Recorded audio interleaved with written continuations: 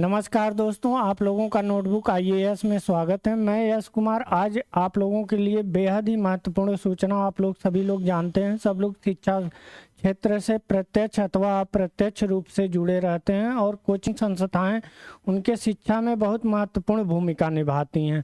और उसी कोचिंग संस्थाओं के लिए नया दिशा निर्देश और गाइडलाइन जो है आपका भारत सरकार द्वारा जारी किया गया है। और कुछ कोचिंग संस्थाओं पर प्रतिबंध लगाया गया है कि इन्हें अब आगे नहीं चलाया जाएगा। और क्या गाइडलाइन है, आइए हम लोग उसके बारे में डिटेल से देख लेते हैं।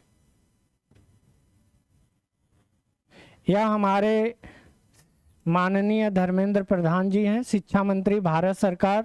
और पहले शिक्षा मंत्रालय को मानव संसाधन विकास मंत्रालय भी कहा जाता था। तो आइए हम लोग गाइडलाइन देख लेते हैं, क्या गाइडलाइन है और क्या रेगुलेट किया जाएगा। यह देखिए, यह आपका न्यूज़पेपर में आया था आज कि जो 16 साल से नीचे हैं, जो स्टूडेंट हैं, उनके लिए अब जो कोचिंग संस्थाएं रहेंगी वह एकदम प्रतिबंधित रहेंगी, बंद रहेंगी, उनके लिए चालू नहीं किया जाएगा। हम लोग बात करेंगे आगे कि यह क्यों नहीं चालू किया जाएगा, क्या दिक्कत है और क्या क्या परेशानियां आ रही हैं वर्तमान समय में। तो आप लोग इसको डिटेल में देख लीजिए। यहाँ पर दिया गया है आपका आगे जो न्यूज़ है, तो हम लोग मेन इसको कवर करते हैं।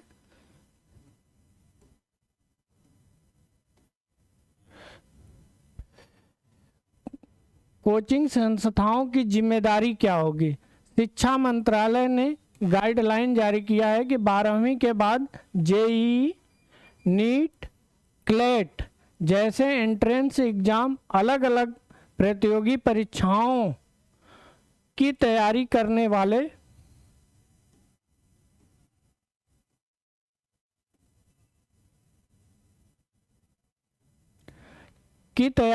वाले कोचिंग संस्थाएं जो तैयारी कराती हैं, जारी की गई है। इसी के संदर्भ में आइए हम लोग देख लेते हैं क्या जारी की गई है।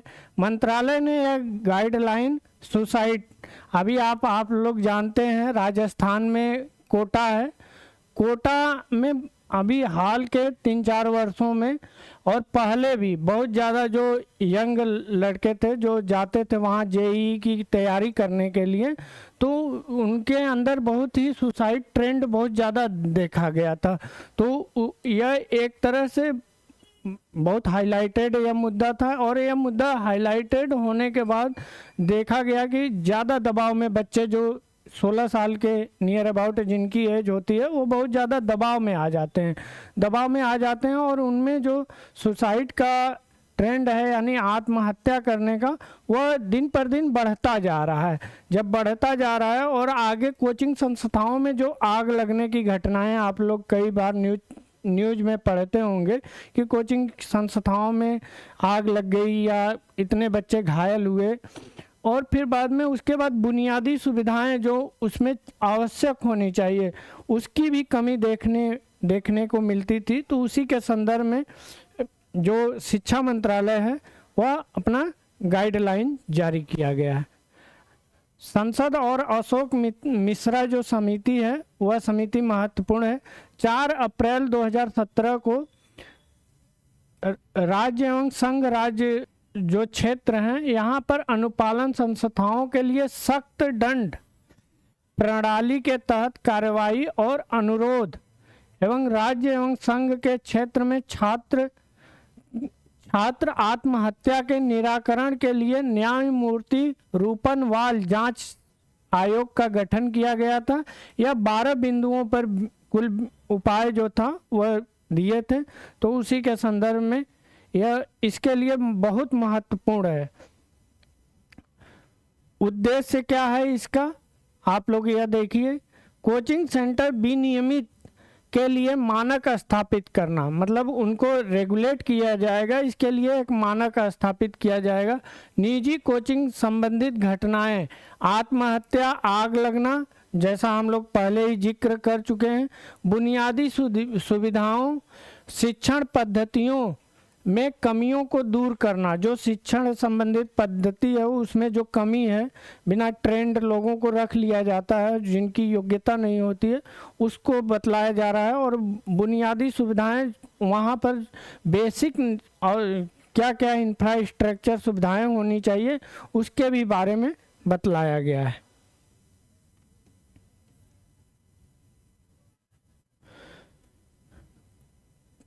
अब जो होंगे वह कोचिंग सेंटर पंजीकरण होंगे। कोचिंग संस्थाओं की निगरानी राज्य सरकार की जिम्मेदारी होगी। आप लोग जैसा जानते हैं शिक्षा जो है वह स्टेट सूची का विषय है, यानी राज्य सूची का विषय है। तो राज्य सरकारें जो होंगी उनकी जिम्मेदारी होगी कि वह निगरानी करें, उनकी पूरी रिस्पॉन्सिबिलिटी होगी। 16 वर्ष से कम आयु के छात्र का नामांकन नहीं किया जाएगा। अगर जो भी स्टूडेंट हैं उनकी आयु अवस्था अगर 16 वर्ष से कम है तो उनका नामांकन नहीं किया जाएगा। छात्र का नामांकन माध्यमिक स्कूल परीक्षा के बाद ही किया जाएगा। माध्यमिक का यहाँ पर अर्थ है 12 पास, यानी कि 12वीं की परीक्षा उत्तीर्ण कर चुके हों। छात्रों के पाठ्यक्रम की ट्यूशन फीस उचित एवं तर्कसंगत होनी चाहिए। उनकी फीस ऐसी होनी चाहिए जो उचित हो। ऐसा नहीं कि वह अगर कोचिंग से ज़्यादा लोग चुने जा रहे हैं जिस परीक्षा में तो अपना परीक्षा फीस एकदम हाई कर दें। नहीं, वह एक ऐसा फीस होना चाहिए जो तर्कसंगत हो और उचित हो। यदि कोई भी संस्थान ज़्यादा फीस वसूल करता है तो इस स्थिति में उस संस्थान का पंजीकरण रद्द कर दिया जाएगा, यानी जो रजिस्ट्रेशन है वह आपका रद्द कर दिया जाएगा। यदि कोई छात्र बीच में कोचिंग छोड़ देता है तो इस स्थिति में छात्र की फीस लौटानी होगी तथा फीस 10 दिन के भीतर लौटानी होगी। यह भी आप लोग ध्यान दीजिएगा। अगर कोई भी स्टूडेंट जिस कोचिंग संस्थान में एडमिशन लिया है और एडमिशन लेने के बाद अगर कोचिंग संस्थान को 10 दिन के अंदर उसका फीस लौटाना होगा, यह क्योंकि कहीं ना कहीं कोचिंग संस्थाएं दबाव डालती हैं कि आप पैसा अभी नहीं दिया जाएगा, बाद में दिया जाएगा, जिससे चलते और उनके ऊपर दबाव आता है और उस दबाव के चलते उन्हें सुसाइड या अन्य जो निगेटिव चीज़ें हैं वह डिसीजन लेना पड़ता है। इसी के साथ छात्रावास और मेस शुल्क भी लौटाना अनिवार्य है। अगर उस संस्थान द्वारा, जो कोचिंग संस्थान है उसके द्वारा यदि छात्रावास का फीस लिया जा रहा है और साथ में मेस का, तो जो बचे हुए पैसे हैं उसको भी साथ में रिफंड करना होगा। यदि कोई भी कोचिंग संस्थान दिए गए निर्देश का उल्लंघन करता है, अब देखिए नीचे क्या कंडीशन दिया गया है उसके बारे में हम लोग देख लेते हैं। पहली बार अगर अपराध ऐसा होता है जैसा ऊपर यह बतलाया गया है तो 25,000 रुपये जुर्माना लगाया जाएगा।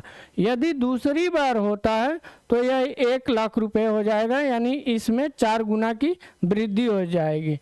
बार बार अपराध करने की स्थिति में पंजीकरण रद्द कर दिया जाएगा। और यह किसके द्वारा किया जाएगा? राज्य सरकार के द्वारा। जिस राज्य में वह कोचिंग संस्था रन कर रही होगी उस राज्य सरकार द्वारा।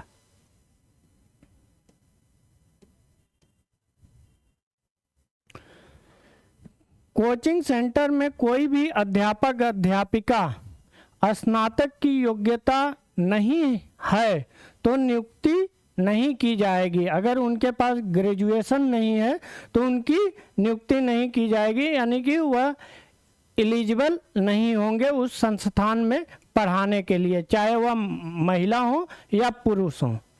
अध्यापक और अध्यापिका नियुक्ति से पहले किसी भी अपराध के दोषी नहीं होने चाहिए, यानी उनके ऊपर कोई भी अपराध जैसी आपकी आईपीसी या सीआरपीसी जो धाराएं होती हैं वह नहीं होनी चाहिए। कोचिंग सेंटर अच्छे नंबर संबंधित वादा नहीं कर सकता है, यह आप लोग ध्यान दीजिएगा। सबसे बड़ा भ्रामक जो जानकारी होती है यहीं से होती है। कोचिंग सेंटर भ्रामक जानकारी प्रचार करते हैं तो पंजीकरण रद्द कर दिया जाएगा। अगर वो कोई भ्रामक जानकारी देते हैं जो कि भ्रम में पैदा करे तो ऐसी स्थिति में उस कोचिंग का जो पंजीकरण है वह आपका रद्द कर दिया जाएगा। छात्रों के लिए शिकायत प्रणाली की व्यवस्था होगी, यानी वहाँ शिकायत बॉक्स होगा, उसमें अपना वह शिकायत कर सकते हैं, या एक डेस्क बनाने का वह दिया गया है, निर्देश दिया गया है, जिसके तहत उनकी शिकायत सुनी जाएगी। आइए हम लोग आगे देख लेते हैं। कोचिंग सेंटर शिकायत प्रणाली के लिए जांच समिति रखेगा, मतलब उनके कोचिंग संस्थान में एक जांच समिति होगी और जो 3 दिनों के भीतर शिकायत का समाधान करेगी। इसके लिए भी लगा दिया गया है कि 3 दिनों के भीतर जो भी शिकायत आएगा वह उस शिकायत का निदान किया जाए। कोचिंग सेंटर बुनियादी ढांचा और पाठ्यक्रम को पूरा करने की अवधि सुनिश्चित करना अनिवार्य है।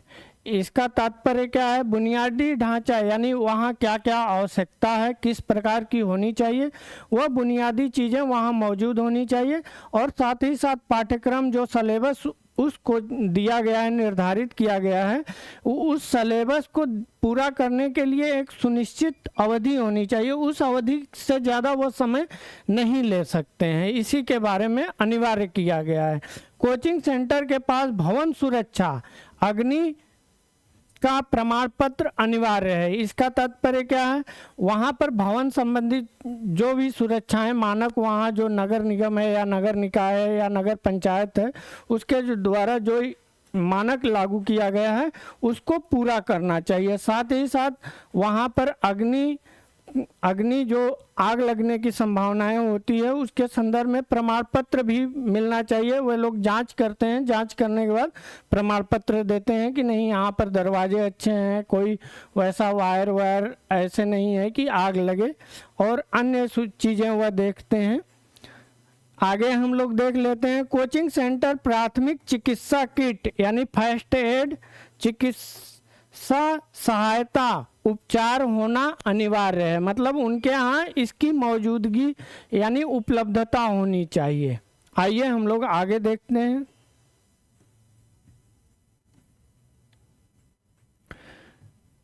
कोचिंग सेंटर विद्युत, हवा और भवन प्रत्येक कक्ष में पर्याप्त रोशनी व्यवस्था होनी चाहिए। ऐसा नहीं रूम हो कि जो अनुकूल न हो यानी प्रतिकूल हो शिक्षा ग्रहण करने के लिए। एक अर्थ में अगर इसकी बात की जाए एक शब्द में तो यही होगा। कोचिंग सेंटर में सीसीटीवी कैमरे लगे होने चाहिए, यानी वहाँ पर सीसीटीवी कैमरे लगे होने चाहिए कि कोई भी चीज़ घटना होती है तो वह रिकॉर्ड हो जाए, या कोई भी चीज़ होता है तो वह संपूर्ण जानकारी मौजूद हो। कोचिंग सेंटर पुरुषों एवं महिलाओं के लिए अलग अलग शौचालयों का प्रावधान किया जाना चाहिए। इसका तात्पर्य सीधे है, अगर कोचिंग सेंटर चलाया जा रहा है तो जो बुनियादी सुविधाएं, और उसमें बुनियादी सुविधाओं में जो शौचालय है पुरुष और महिलाओं के लिए यह अलग अलग होना चाहिए। संस्थानों स्कूलों में जो छात्र पढ़ रहे हैं उनके संस्थानों के समय के दौरान कोचिंग कक्षाएं आयोजित नहीं की जाएंगी। इसका क्या तात्पर्य है? यदि मान लीजिए आप बीए कर रहे हैं, बीएससी कर रहे हैं, तो अगर आपकी बीए की क्लास जो है, बीए की क्लास आपकी 10 बजे से 3 बजे तक है दोपहर, तो इस मध्य में वह जो जहां आप एडमिशन लिए हैं उसकी क्लास नहीं होनी चाहिए। जब भी होनी चाहिए या तो इससे पहले या तो इसके बाद होनी चाहिए।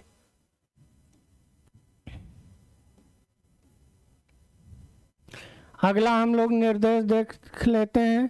कोचिंग केंद्र निर्धारित करेगा कि छात्रों एवं अध्यापकों को साप्ताहिक अवकाश मिले, यानी सप्ताह में एक दिन उनको अवकाश मिले।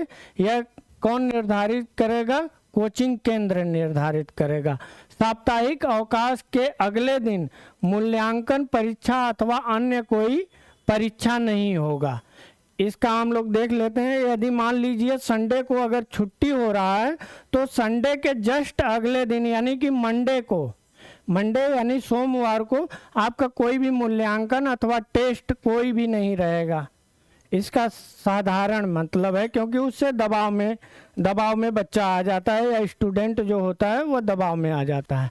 आइए मानसिक स्वास्थ्य संवर्धन के लिए रूपरेखा जो जारी की गई है उसके बारे में देख लेते हैं। समस्याओं का स्तर दिया गया है, शामिल किए जाने वाले हितधारक शेयर होल्डर की बात की गई है, पहल का स्तर किया गया है। तो यहाँ पर पहला देखिए, मानसिक कल्याण में जो है आपका जो हितधारक होंगे वह संपूर्ण संस्थागत समुदाय होंगे, मतलब वे सभी लोग होंगे। जबकि अगर पहल की स्तर की बात की जाए तो संस्थागत पाठ्यक्रम में एकीकृत मानसिक कल्याण, मतलब उनके लिए इंटीग्रेटेड जो मेंटल वेलफेयर है उसकी बात की गई है। अगर वहीं समस्याओं का स्तर देखा जाए सेकंड, तो मानसिक स्वास्थ्य, ज्ञान, अभिवृत्ति एवं व्यवहार, और वहीं हितधारक की बात की जाए तो सभी छात्र एवं शिक्षण। वहीं आपका पहल का स्तर देख लिया जाए तो मानसिक कल्याण सामान्य स्वास्थ्य पाठ्यक्रम का हिस्सा। अगर मनोसामाजिक समस्याओं की बात की जाए तो परामर्शदाता, शिक्षक, पीयर मेंटर, वार्डन और नागरिक, इसमें सभी लोगों को हितधारक में शामिल किया गया है। वहीं आपका अगर पहल स्तर की बात की जाए तो ज़रूरतमंद विद्यार्थियों को अतिरिक्त सहायता प्रदान करना। अब आगे अगला देख लेते हैं हम लोग समस्याओं में, गंभीर समस्याएं अथवा विकार, अगर कोई बीमारी है उसके संदर्भ में परामर्शदाता, संस्थागत डॉक्टर और अन्य विशेषज्ञ। और यहाँ पर पहल का स्तर है व्यवसायिक प्रबंधन।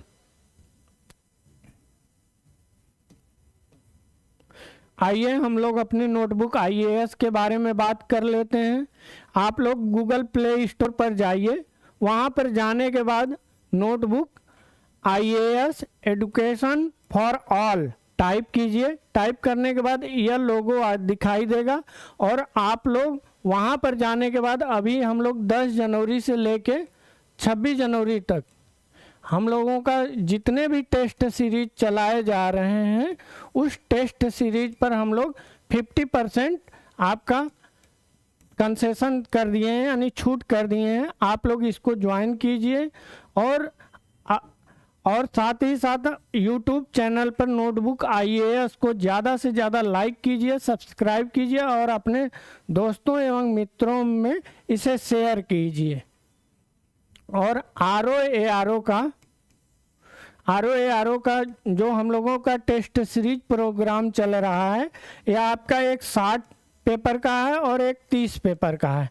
यह जो 60 पेपर है इसको अगर आप लोग गूगल प्ले स्टोर से डाउनलोड करने के बाद लॉगिन करेंगे तो यह ऑनलाइन मोड में है।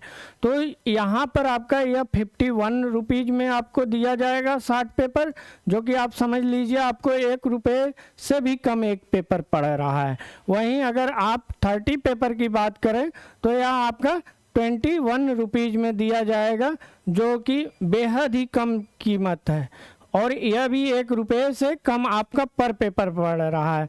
तो अभी आप लोगों के पास समय है, आप लोग इस दोनों टेस्ट सीरीज में जिसमें भी आप सूटेबल लगे या तो दोनों को ज्वाइन कीजिए और ज़्यादा से ज़्यादा प्रैक्टिस कीजिए और जो करंट है उसे बार बार रिवाइज कीजिए। आप लोगों को मेरे तरफ से शुभकामनाएं। धन्यवाद।